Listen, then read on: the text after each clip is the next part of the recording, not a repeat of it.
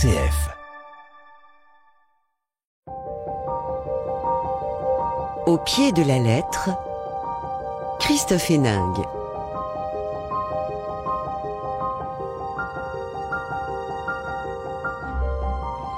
Au pied de la lettre, on parle littérature sur RCF avec mes invités. Aujourd'hui, on va souffler le chaud et le froid dans 2 romans futuristes. Serons-nous rassurés sur notre avenir à l'issue de l'émission ? Rien n'est moins sûr. Et puis coup de froid avec Benoît Dutertre. Voici que le climat se détériore, ou plutôt faudrait-il dire qu'il retrouve un air plus tempéré, une sorte de retour à la normale. Et peut-être que la société elle-même retrouve quant à elle la raison. Ne faut-il pas convenir qu'il y a eu malgré tout des excès en tout genre et qu'on finissait par perdre la tête ? Le grand rafraîchissement de Benoît Dutertre, publié chez Gallimard. Allez, des histoires entre chaud et froid, c'est le thème de l'émission aujourd'hui sur RCF. Au pied de la lettre, Christophe Héningue. Bonjour Benoît Dutertre. Bonjour. Très heureux de vous accueillir dans nos studios. Vous avez délaissé votre studio de France Musique et votre émission Étonnez-moi Benoît, qui est consacrée à la musique, à la chanson. Romancier, vous avez notamment raconté votre famille, vous qui êtes l'arrière-petit-fils du président Coty. Auteur prolixe, rien que les titres de vos romans nous dépaysent déjà et auraient pu se trouver en couverture de ce nouveau livre. Tout doit disparaître, ça aurait pu marcher. À nous deux, Paris, et pourquoi pas. Ou encore, tiens, drôle de temps, encore une affaire de météo. Le grand rafraîchissement, on va le voir, on n'ose pas y croire, mais le romancier peut tout se permettre, même faire la pluie et le beau temps.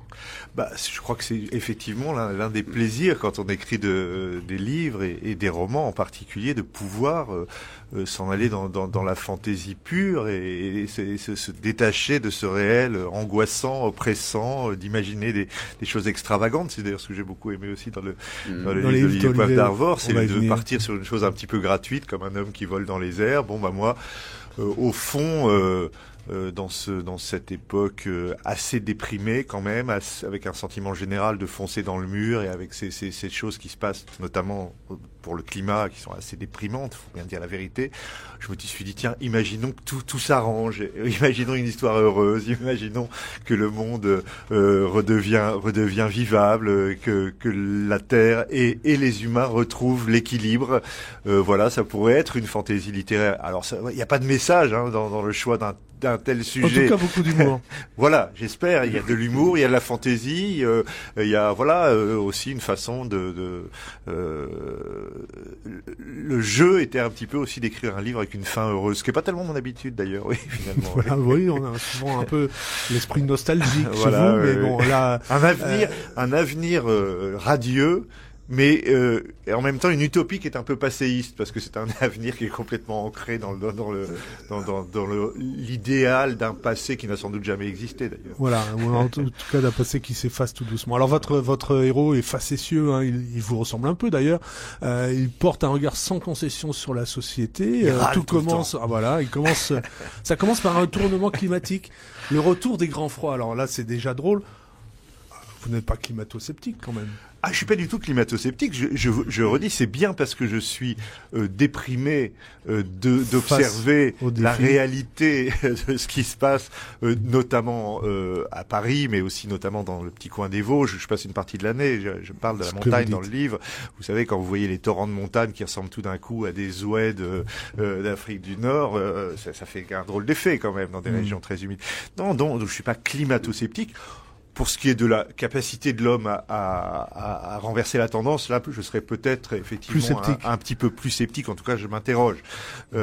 Mais en tout cas, non, je suis pas du tout climato-sceptique. J'ai voulu, au contraire, ce qui m'amusait, si vous voulez, j'avais vu un film que j'aimais beaucoup, vous savez, qui s'appelait Le jour d'après, avec Tom Cruise. Et alors, c'était l'idée d'un renversement total du climat, vous savez, à cause du dérèglement du Gulf Stream, etc. Et donc tout d'un coup, c'est une nouvelle ère glaciaire qui commence, et c'était très impressionnant. Vous voyez New York pris sous les glaces, etc.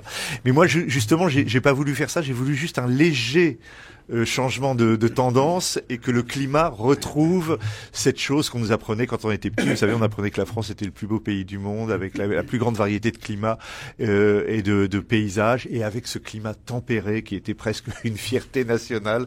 Et j'imagine comme ça, voilà, que le climat redevient tempéré, que tout, voilà, se met à... Ça c'est sur le climat, effectivement. Le climat tempéré, c'est aussi le climat social d'une certaine manière. Exactement. C'est les relations entre les hommes et les femmes, c'est l'équilibre entre le monde rural et le monde urbain, c'est toutes ces choses qui se sont pas mal déréglées aussi, au fond, on peut dire, ces dernières années. Exactement. Avec ce côté d'excès, voilà. Il y a plusieurs de vos personnages, Anne-Charlotte notamment, qui vont se retrouver devant le tribunal.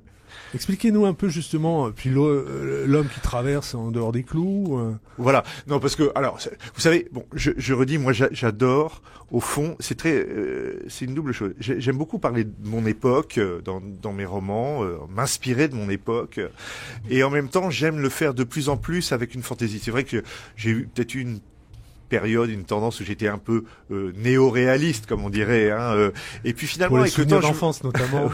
Oui, mais je me dis au fond, c'est pour parler du présent et pour parler du réel, c'est encore mieux quand on y apporte justement cette pure fantaisie. Vous savez, j'aime beaucoup Marcel Aimé, par exemple. Voilà, c'est un écrivain qui parle vraiment de la société de son époque, mais qui en même temps la dérègle tout le temps. Et alors moi, j'imagine effectivement au départ du livre, c'est le début de l'intrigue, une espèce d'histoire un petit peu loufoque, un peu à la Marcel Aimé. Je pars d'un point de départ qui est que le gouvernement, pour montrer que tout le monde est traité de la même façon, vous savez, dans une société où on parle beaucoup des problèmes de discrimination, de contrôle aux faciès, etc.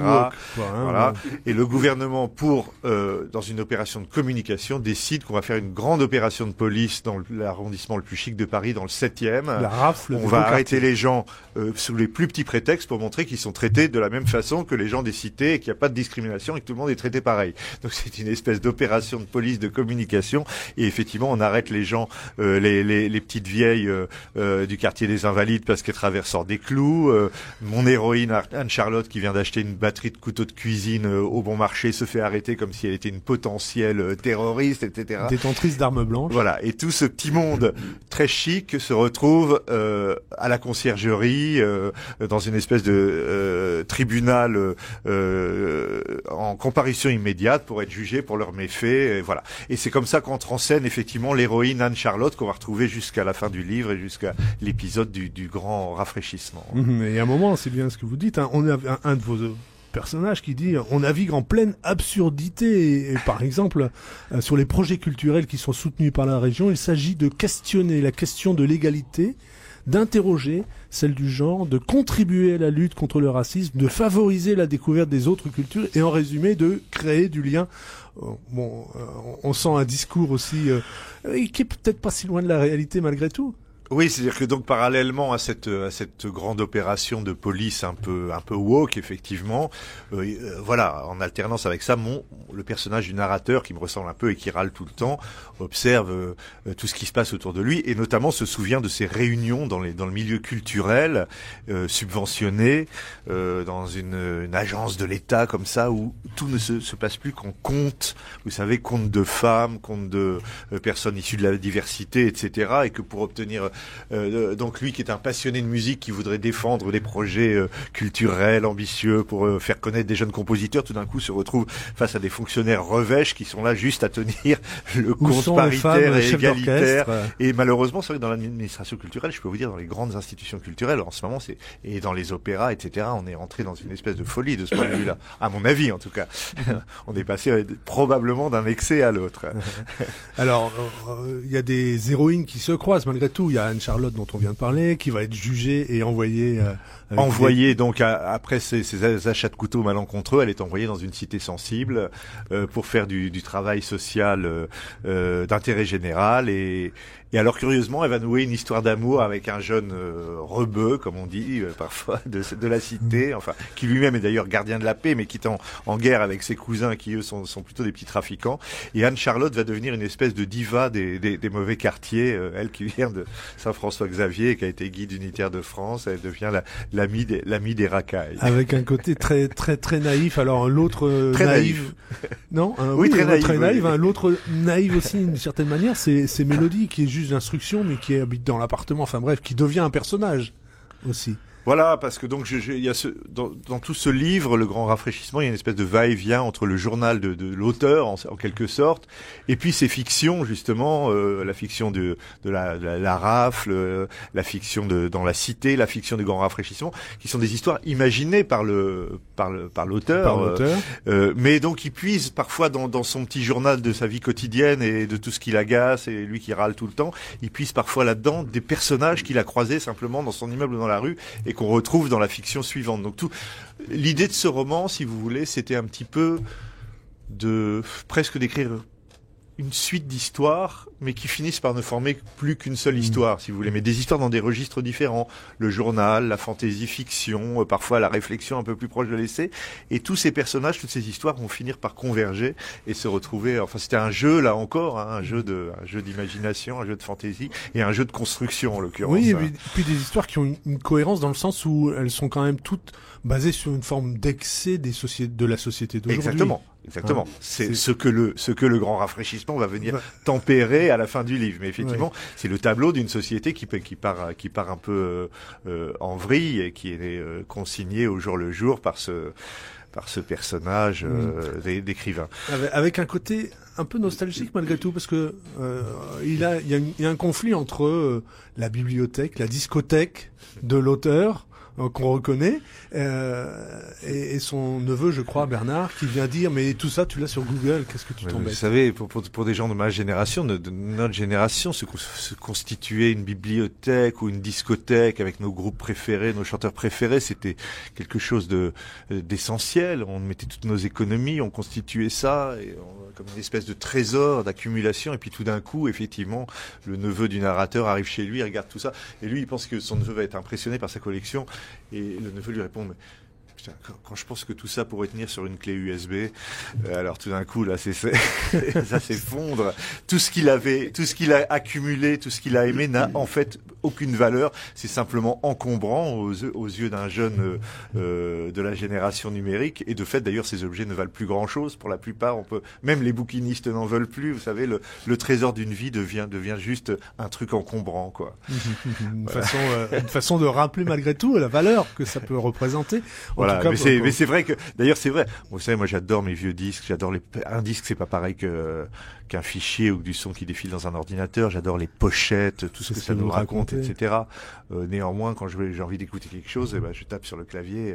Maintenant, comme tout le monde, je vais même pas le chercher dans ma discothèque, quoi. Effectivement. Il y a aussi Patrice, attentif. Il y a Margaret qui sombre dans l'alcool. Je bois parce que j'aime ça. Là aussi, c'est un retour un peu à une sorte de Liberté 68arde, quelque chose, peut-être pas si... Oui, parce que, alors, après l'histoire, effectivement, de la rafle, après l'histoire de la cité, il y a une troisième histoire avec l'histoire de ce couple franco-anglais, un vicomte et une jeune anglaise, un peu sexy, à la façon des années 60-70, vous savez, l'époque, à nous, les petites anglaises, il y avait une espèce de sympathie entre la France et l'Angleterre d'après-guerre, comme ça, une espèce d'exotique, ils sont tombés amoureux l'un de l'autre, et en même temps, c'est l'histoire, voilà, de l'effondrement de l'amour parce que elle finalement n'aime plus la vie, elle vieillit, elle boit, tout finit par l'ennuyer, et en même temps c'est une façon de raconter comment cette France et cette Angleterre de la fin des années 60 se sont parallèlement transformés pour aboutir dans un monde complètement différent. L'histoire de ce couple est un petit peu aussi accompagne, voilà, l'histoire de la transformation de toute l'Europe, si vous voulez. Ouais. Et la langue, par exemple, vous savez que quand les Anglais étaient entrés moi je suis très attaché à la question de la langue et du français, quand les Anglais étaient entrés dans l'Europe en 73 ou 14, je sais plus, sous Pompidou, la déclaration du Premier ministre anglais avait été que jamais l'anglais ne deviendrait la langue des institutions européennes et que le français resterait toujours la langue privilégiée. C'est une des choses comme ça qui se sont un peu oubliées malgré tout. Les grands services publics, enfin plein mille choses comme ça de cet ancien monde qui... Et en même temps, alors on va pas tout raconter, il faut laisser aussi un peu de suspense, mais à un moment, la tentation est grande d'installer une loi équilibre et tradition, comme s'il y avait... On avait eu un mouvement de balancier dans un sens et qu'on revenait à imposer les traditions ou les redécouvrir. Comment? C'est-à-dire que, si vous voulez, c'est un petit peu c'est de la... Je raconte à la fin du livre un peu cette France un peu en carton-pâte que j'imagine dans cet avenir meilleur où le climat redeviendra très bon et où effectivement tout le monde va s'appliquer à retrouver les équilibres perdus. Donc, je le disais, c'est effectivement, par exemple, cet équilibre entre une campagne qui redevient vivante avec toutes ces activités agricoles, l'élevage, la culture qui reprennent toute leur place dans toutes ces régions où elles sont parties un peu en déshérence comme ça. C'est l'équilibre perdu dans le mode de vie et des gens qui va peu un peu se réinstaller dans ce petit village que j'appelle Castelnauroy. Vous savez, ça ressemble un petit peu à un film de Tati, quoi, une espèce de petit village où tout le monde redécouvre le plaisir. Voilà, des petits commerces, de toutes les choses de la vie quotidienne disparues et où les hommes et les femmes s'aiment à nouveau sans se dénoncer à tout propos, etc. Et où une espèce de vie idéale, équilibrée, qui aurait peut-être existé, mais que j'en suis pas certain, finit par s'imposer dans une espèce de béatitude. Voilà, vous racontez ça avec beaucoup d'humour, on vous suit, on découvre, on retrouve des impressions, et en même temps, vous posez la question, la planète brûlée et j'écrivais des histoires. Est-ce que, je m'écarte un peu du roman, mais voilà, la littérature, elle a, malgré tout, droit de citer. J'espère justement qu'on a le droit de s'échapper de cette chose tellement anxiogène pour s'amuser simplement, pour imaginer des jours meilleurs. Pourquoi pas? Est-ce qu'on doit toute la journée simplement se lamenter à dire mon Dieu, tout va mal, tout s'effondre? Non. Est-ce que c'est du climato-scepticisme, comme vous disiez, que d'essayer d'imaginer que ça pourrait aller mieux, que ça pourrait se renverser, que tout d'un coup, mais si j'écris ça, c'est justement parce que je suis tellement finalement désolé quand je vois ces canicules à répétition, ces arbres qui se dessèchent dans la montagne, ces choses-là. Je suis quand même ce sera peut-être pas d'ailleurs pareil pour les générations qui auront grandi avec ça, mais moi je suis attaché à une espèce de douceur de vie, d'idée de la douceur de vie et oui, d'équilibre, de stabilité qui était peut-être celle effectivement de cette France, de cette Europe où j'ai grandi dans les années 60-70. Qui avait des côtés très ennuyeux d'ailleurs, faut dire bien la vérité. En réalité, je veux vous dire, une vie d'adolescent au Havre en 1973-74, c'était pas très si bien que ça. Mais moi, je m'amuse à idéaliser, cette France des 30 glorieuses, et puis aussi cette place de la France et de la langue française dans le monde. Ça fait aussi des aspects de tout ce pays imaginaire que je construis à la fin. Voilà. Benoît Dutertre, là aussi, à un moment, vous évoquez les 2 mois de journée sans contrainte, le confinement qui vous fait redécouvrir Paris. Alors là aussi, Paris a une place dans ce livre. Paris est très important, c'est un de mes livres les plus parisiens, si j'ose dire. J'ai des livres normands, des livres vosgiens, c'est un livre parisien, parce que d'abord mon narrateur, comme moi, vit au plein cœur de Paris, assiste à l'incendie de Notre-Dame, puisque j'habite juste à côté. Ne peut pas passer parce que on ne peut plus passer nulle part. Il assiste à un phénomène, il râle tout le temps, je le dis, tout l'agace dans son époque, et notamment l'extension permanente des périmètres de sécurité. Vous savez, c'est quelque chose qu'on a vécu avec l'incendie de Notre-Dame, les gilets jaunes, les machins. Aujourd'hui, il y a un problème, c'est tout le quartier qui est bloqué, on peut plus passer nulle part. Ça, ajouté à la politique de circulation de la ville de Paris, c'est une espèce d'enfer quand on habite dans ces quartiers, néanmoins très très agréable par beaucoup d'autres aspects.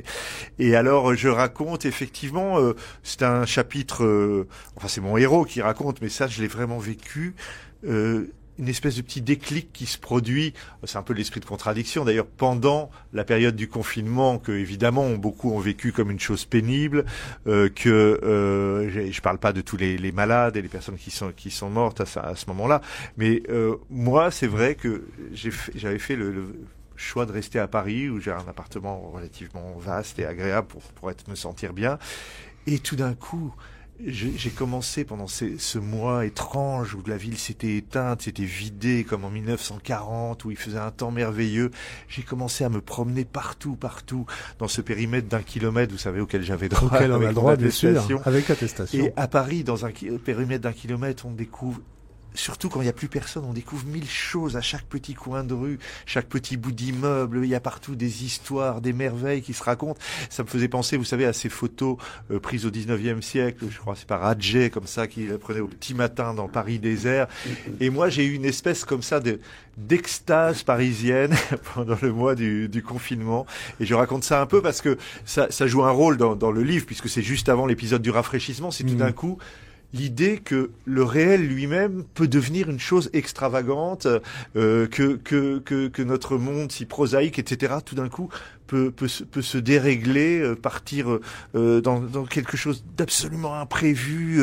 Et ce confinement, avec tout le côté horrible que ça pouvait avoir, en même temps, c'était comme une espèce d'arrivée de la fiction pure, de la fantaisie pure, justement, dans le réel.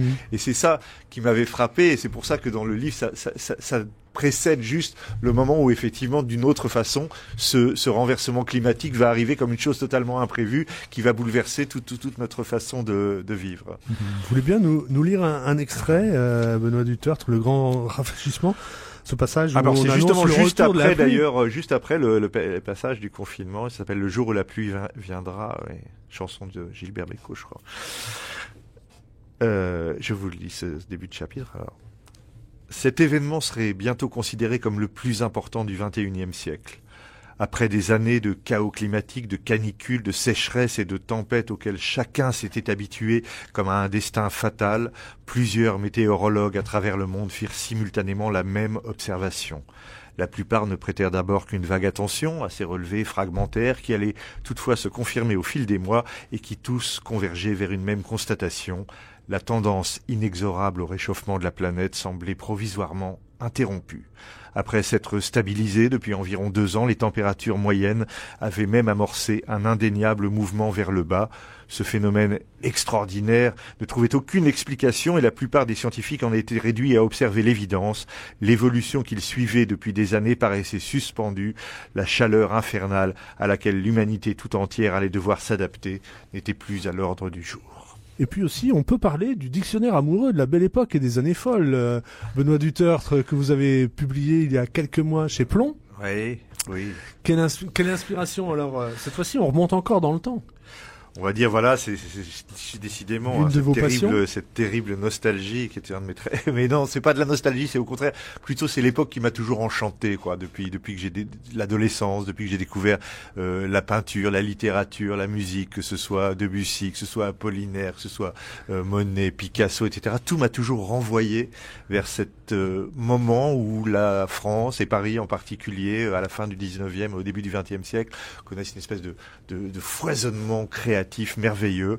Voilà, j'ai toujours aimé cette époque passionnément et pour moi ça a été l'évidence. Ça aurait pu être le dictionnaire amoureux de la Normandie, c'est mais finalement non, parce que j'ai découvert qu'en fait je connaissais mal la Normandie. Je connais très bien ma Normandie, celle du pays de Caux, de la Seine-Maritime, mais c'est beaucoup plus grand que ça la Normandie.